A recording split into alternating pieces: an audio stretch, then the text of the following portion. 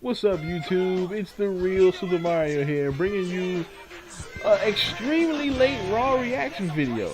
Alright, so let me just give you some, an explanation on what's going on here. Yesterday, I was in the process of switching from Clearwire to Comcast.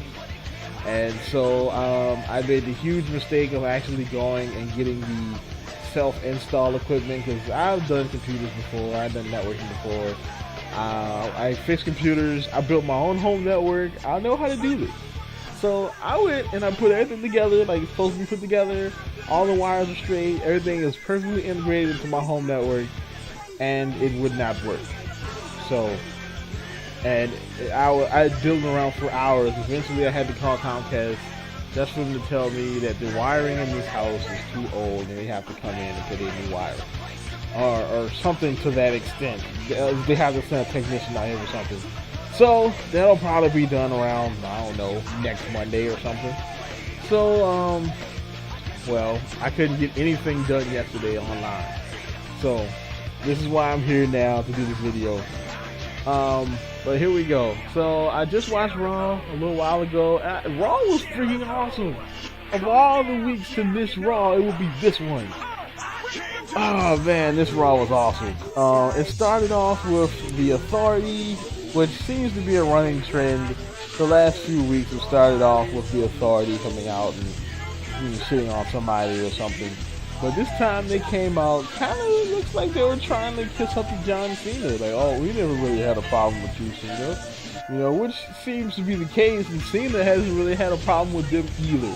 They should really explain that fact, because Cena, he was supposed to be like the hero of the WWE, and he has not did one single thing to help anybody who's been getting screwed over by the Authority. Now, all of a sudden, he's champion. All of a sudden, now he's so anti-authority. Oh, Cena's so anti-authority.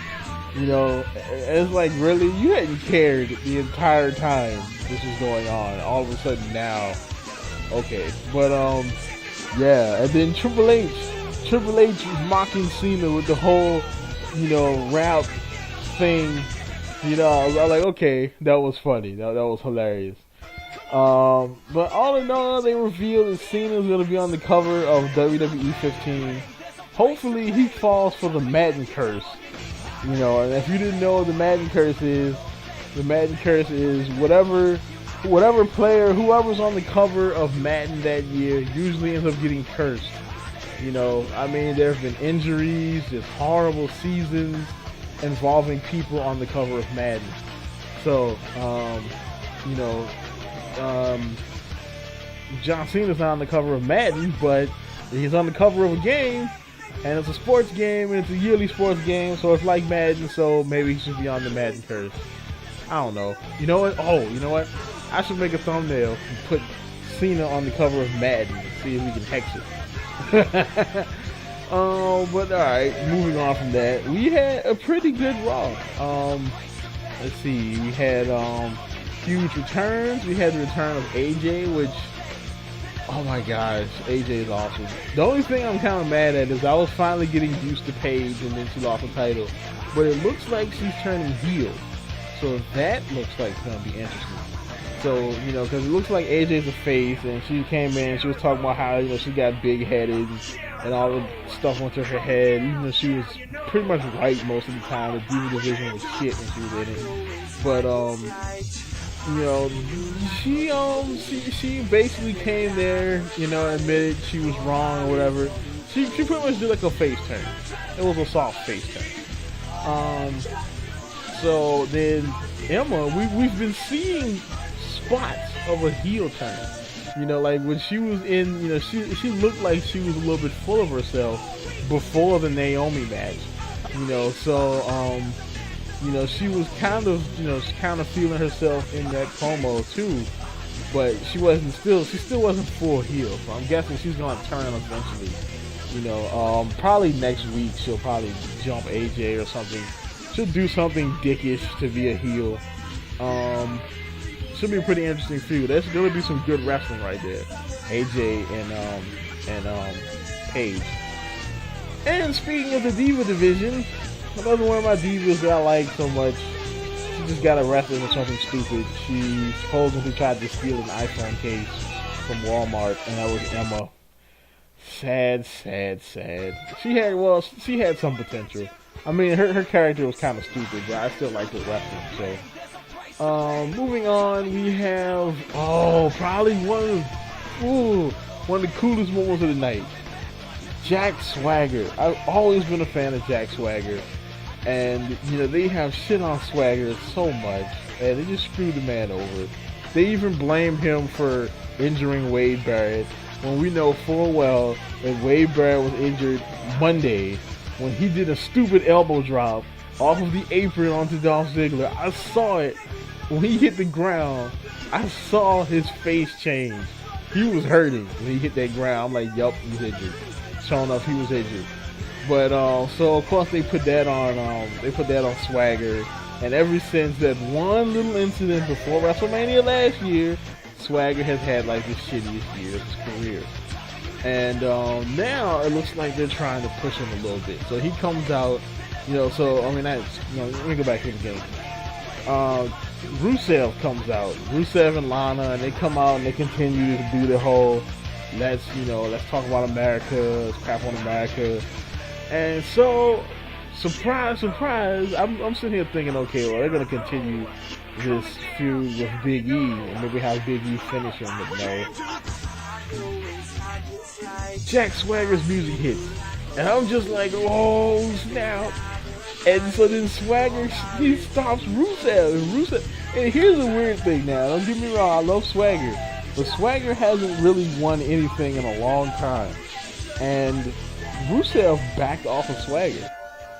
I'm sitting here like, okay, Big E was getting a push before you came, and you went right up to Big E and was like, fuck you, bam, and you beat him twice. Yet you backed off Jack Swagger. What's up with that? I mean, Jack Swagger hasn't won a match. Well, he has won some matches, but he hasn't really done anything for real in a long time for anybody like Rusev to be afraid of him. Rusev was afraid of Jack Swagger. And I think they're using this Patriot thing. I think this might have been a face turn for Swagger. This might be a face turn for Swagger. And I'm excited. I'm hyped, man. I'm like, oh, snap. I don't think he's going to beat Rusev, but just to make Swagger look good in the ring with Rusev would be awesome. They do need faces. Most of their, they're running out of faces left and right,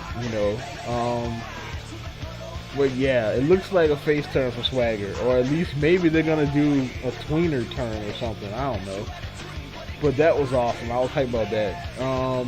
Moving on, we had a 6-man tag, which was Sheamus and we had Sheamus and the Usos versus the Wyatt family. Not a bad match. It was alright. It was quick. Wyatt family picks up the win. Wyatt hits the Sister Abigail. Picks up. No, actually, no. Friggin' Luke Harper. The hidden gem in the Wyatts, besides Bray Wyatt, hit the freaking clothesline from hell on one of the Usos winning the match. And it was weird because right before he did this, there was JBL chants in the crowd, and then he hit the clothesline from hell. I don't know if he was, if he was like, there was a nod to the crowd, or the crowd knew what was going to happen, or what. But that was pretty cool. They gave us an update on Wade Barrett. Wade Barrett he had a shoulder separation. He's out indefinitely, and the Intercontinental title will be on the line at Battleground in a Battle Royal. So that should be awesome. Even though they probably should have just had a tournament, but oh well. Speaking of Battleground too, there I forgot one thing from that opening segment. Once John Cena got all anti-authority and pissed the authority off, they made a fatal 4-way match for Battleground, and it's going to be John Cena versus Randy Orton versus the Demon Kane versus Roman Reigns. for the WWE World Heavyweight Championship. Now, we all know that John Cena is going to win this for two reasons. One, because it's John Cena. Well, three reasons. One, because it's John Cena. Two, there's already this rumor that Cena's going to be fighting Brock Lesnar at the pay-per-view, at the SummerSlam. And three, he has to defend the title against Daniel Bryan at some point, which is also a rumored match for SummerSlam. Which is a match I would rather see than Cena versus Brock Lesnar. Not because, it's because one, I don't really like Brock Lesnar. And it's not because he entered the streak. I didn't like Brock Lesnar before he entered the streak. I didn't like him before he left and went to UFC. I just don't like Brock Lesnar. Let's see what happened after this. They had a little, so they seem to be carrying over this. I thought this story with Fandango and Lana and Summer Rae would end at Money in the Bank, but it seemed to be carrying on with the story because Fandango had a match with Ziggler, and Summer Rae comes out and kisses Ziggler, and she looks like she kind of likes it, and so then Fandango's like, Summer, why? And gets hit with the zigzag and loses. So then, I predict this is going to happen. The end of this story is going to end up with Fandango being alone because he wants to be with Summer Rae. She's going to use him and lose him, and then Layla is going to, figure out that he's not really attracted to her, and then she's going to leave him too. So that's how this is going to end, and that's how it's looking. It looks like he's still cool with Summer Rae, but he's being a dude. So yeah. So after that was the big things that happened, right? So alright, so they had been touting this multi-talented, like multi-platform former WWE champion returning, and they had the limo pull up. And so the way they were touted, it was touting like it was The Rock or something, but you know it wasn't The Rock because one, The Rock never pops up in the limo. The Rock just pops up, usually via satellite, but he pops up. So I knew it was gonna be somebody. Knew it was gonna be somebody massive. It turned out to be The Miz. Personally, I like The Miz. But they kind of shit on The Miz with this promo. He comes out, he seemingly turns heel, which is awesome. He should be a heel anyway. And then Jericho comes out. The explosions happen right in the middle of Miz's promo. Jericho comes out. Miz talks to him a minute. Jericho hits the code breaker. Miz rolls out the ring. Jericho picks up the mic to do his promo, and all of a sudden, the Wyatts come out, and it's like, oh damn, Jericho, yep, and they beat the hell out of Jericho, ending off with Bray hitting him with the Sister Abigail. Now I think this was a little booking snafu WWE did, because if they were gonna do this, they should have went on ahead and let the Wyatts lose that 6-man tag match.